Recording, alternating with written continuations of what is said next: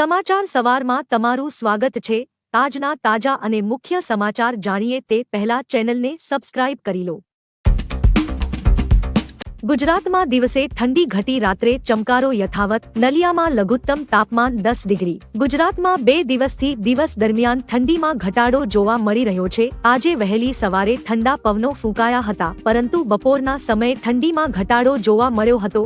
જો કે રાત્રિના સમયે હજી ઠંડીનો ચમકારો યથાવત છે। આજે અમદાવાદમાં લઘુત્તમ તાપમાન 18.1 ડિગ્રી અને નલિયામાં 10.8 ડિગ્રી નોંધાયું છે।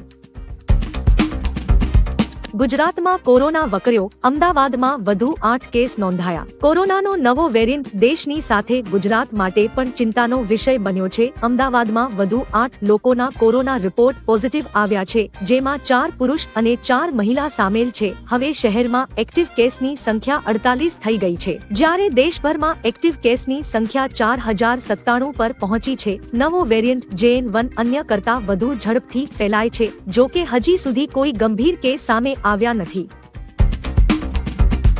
તૈયારી કરતા ઉમેદવારોને મળી શકે છે ગુડ ન્યૂઝ। મળતી માહિતી અનુસાર રાજ્યમાં આવનારા 15 દિવસમાં એક મોટી જાહેરાત થઈ શકે છે, જેમાં ગૌણ સેવા પસંદગી મંડળ આ જાહેરાત કરી શકે છે। ગૌણ સેવા પસંદગી મંડળ વર્ગ 3ની 5000 જગ્યાઓની ભરતી કરવા માટેની જાહેરાત કરી શકે છે। જણાવી દઈએ કે વિવિધ વિભાગો માટે ભરતી કરવામાં આવશે। આ હેઠળ વર્ગ 3ની ભરતી પરીક્ષાઓની તારીખ જાહેર કરવામાં આવશે।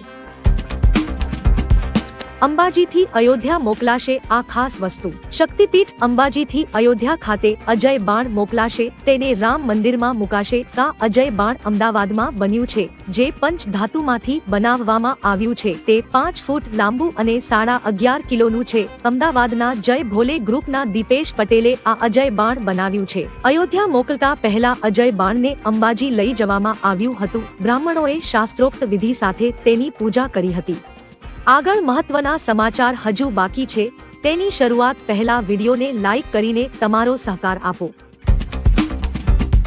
વડોદરા જિલ્લાને મળશે નવી નગરપાલિકા। 3 ગ્રામ પંચાયતોને એકત્રિત કરીને નવી વાઘોડિયા નગરપાલિકાની રચના થશે। ગુજરાતના મુખ્યમંત્રી ભૂપેન્દ્ર પટેલ દ્વારા એક મહત્વપૂર્ણ નિર્ણય લેવામાં આવ્યો છે। વાઘોડિયાને નગરપાલિકાનો દરજ્જો આપવામાં આવશે। 3 ગ્રામ પંચાયતોને એકત્રિત કરીને નવી વાઘોડિયા નગરપાલિકાની રચના કરવામાં આવશે। વડોદરા જિલ્લાના વાઘોડિયા સહિતના ગ્રામ્ય વિસ્તારોનો ઔદ્યોગિક અને શૈક્ષણિક વિકાસ ધ્યાને લઈને આ નિર્ણય કરવામાં આવ્યો છે। ઉડતા ગુજરાત એ ભાજપની ગિફ્ટ છે।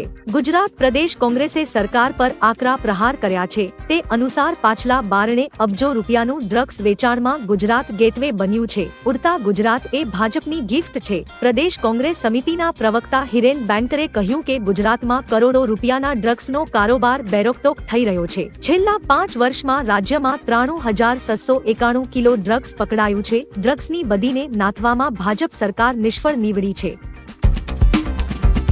મનપાનું દેવપરા મેઇન રોડ પર મેગા ડિમોલિશન। ગેરકાયદેસર બાંધકામો પર બુલડોઝર ફેરવી 6160 ચોરસ મીટર જમીન ખુલ્લી કરાવાઈ। શહેરના ઈસ્ટ ઝોનમાં ધમધમતા ગેરકાયદેસર શેડ તેમજ સર્વિસ સ્ટેશનો અને ઝૂંપડા સહિતના બાંધકામો દૂર કરવાની કામગીરી મનપાના ફૂડ વિભાગ દ્વારા શરૂ કરવામાં આવી હતી, જે અંતર્ગત ward number 16માં Devpara main road ઉપર 17 કાચા અને પાકા મકાનો, ઝૂંપડા તેમજ 25 શેડ, સર્વિસ સ્ટેશન અને મકાનો સહિતના ગેરકાયદેસર બાંધકામો ઉપર બુલડોઝર ફેરવી 6160 ચોરસ મીટર જમીન ખુલ્લી કરાવાઈ હતી।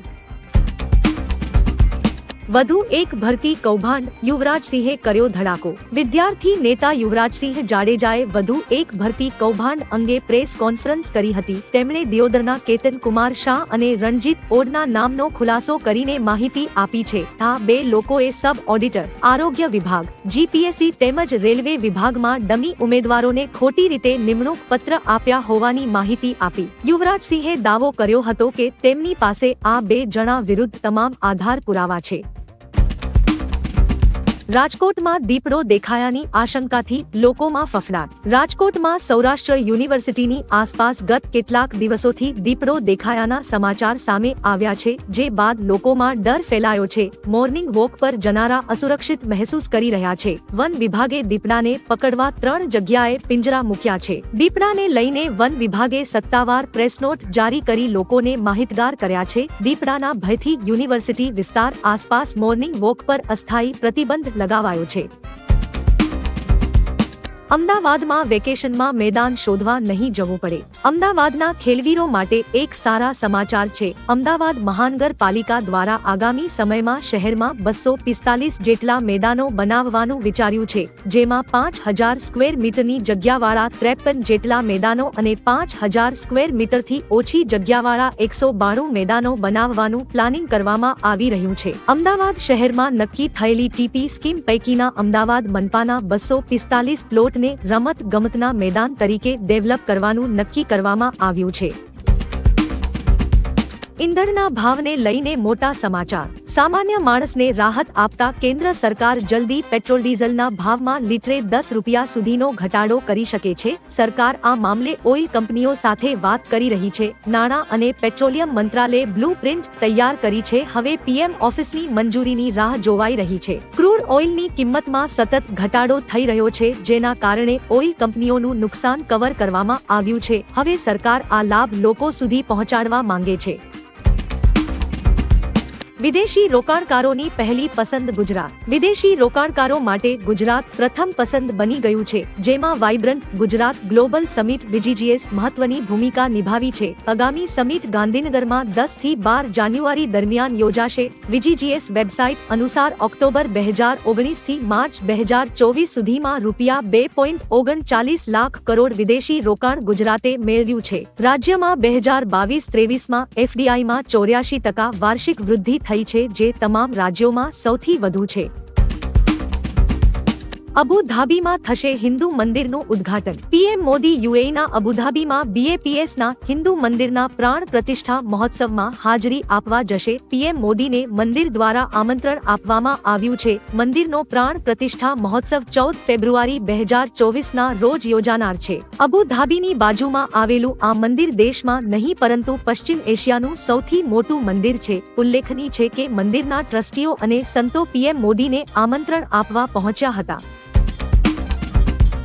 આ નામથી ઓળખાશે Ayodhya railway station. Ayodhya railway સ્ટેશનના ઉદ્ઘાટન પહેલા યોગી સરકારે નિર્ણય લીધો છે. અયોધ્યા રેલવે સ્ટેશનનું નામ બદલીને અયોધ્યા ધામ કરાયું છે. તેનું ઉદ્ઘાટન 30 ડિસેમ્બરે પીએમ મોદી કરશે. સીએમ યોગીએ હાલમાં જ અયોધ્યા રેલવે સ્ટેશનનું નિરીક્ષણ કર્યું હતું. આ દરમિયાન તેમણે રેલવે અધિકારીઓને સ્ટેશનનું નામ બદલીને અયોધ્યા ધામ કરવાની ઈચ્છા વ્યક્ત કરી હતી. રેલવેએ આજે સ્ટેશનનું નામ બદલીને અયોધ્યા ધામ કરી દીધું છે. પોતાની નિષ્ફળતા છુપાવવા બીજેપી રામ મંદિરનો મુદ્દો ચગાવી રહી છે. રામ મંદિરના ઉદ્ઘાટન સમારોહમાં આમંત્રણ મળવા અંગે કોંગ્રેસના સાંસદ શશી થરૂરે ટ્વિટર પર લખ્યું, મને કાર્યક્રમનું આમંત્રણ મળ્યું નથી. રામ મંદિરને આટલા મોટા સમાચાર બનાવીને મીડિયા એવા લોકોના હાથમાં રમી રહ્યું છે, જેઓ તેમના શાસનની નિષ્ફળતાઓ પરથી લોકોનું ધ્યાન હટાવવા માટે રામ મંદિરનો રાજકીય લાભ લેવા માંગે છે. મંદિરો એ સરકારનો મામલો નથી, પરંતુ બેરોજગારી અને મોંઘવારી જેવા મુદ્દા સરકારના છે. IPL સ્પોન્સરશિપ પર BCCIનો મોટો નિર્ણય. ચીન પર પ્રતિબંધ. IPL 2024 ટાઇટલ સ્પોન્સર માટે BCCI ચીન પર બેન લગાવી શકે છે. BCCIએ જારી કરેલા ટેન્ડરમાં સ્પષ્ટપણે લખ્યું છે કે જે દેશોના ભારત સાથે સારા સંબંધો નથી તેમને ટેન્ડર અપાશે નહીં. ભારત અને ચીન વચ્ચેના સંબંધો પહેલાથી જ સારા નથી. અગાઉ ચાઇનીઝ ફોન કંપની વિવો IPLની ટાઇટલ સ્પોન્સર હતી. જો કે વર્ષ 2020માં ભારત સાથેના ખરાબ સંબંધોને કારણે વિવોને હટાવીને ટાટાને સ્પોન્સરશિપ અપાઈ હતી. મારા હૃદયમાં પણ રામ છે. રામ મંદિર અંગે રાજ્યસભાના સાંસદ કપિલ સિબ્બલે કહ્યું કે ભાજપ રામ વિશે વાતો કરે છે, પરંતુ તેમનું વર્તન કે ચરિત્ર ક્યાંય ભગવાન રામની નજીક દેખાતું નથી. સત્ય, સહિષ્ણુતા, બલિદાન તથા અન્યનો આદર એ ભગવાન રામના ગુણો હતા, પરંતુ આ લોકો બરાબર તેની વિરુદ્ધ કાર્ય કરે છે અને રામનો મહિમા કરી રહ્યા છે. મારા હૃદયમાં પણ રામ છે, પરંતુ હું કોઈ દેખાડો કરતો નથી. નકલી પોસ્ટ વાયરલ થયા બાદ તેમને આ પ્રતિક્રિયા આપી છે.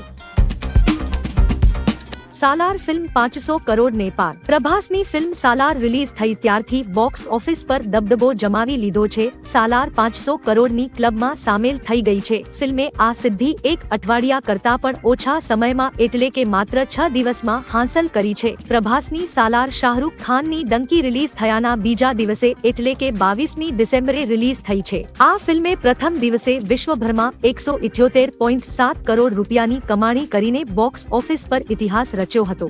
વિડિયો નિહાળવા બદલ આભાર. આવતીકાલે ફરી મળીશું સવારે 6 વાગ્યે એકદમ નવા અને તાજા સમાચાર સાથે. Good bye.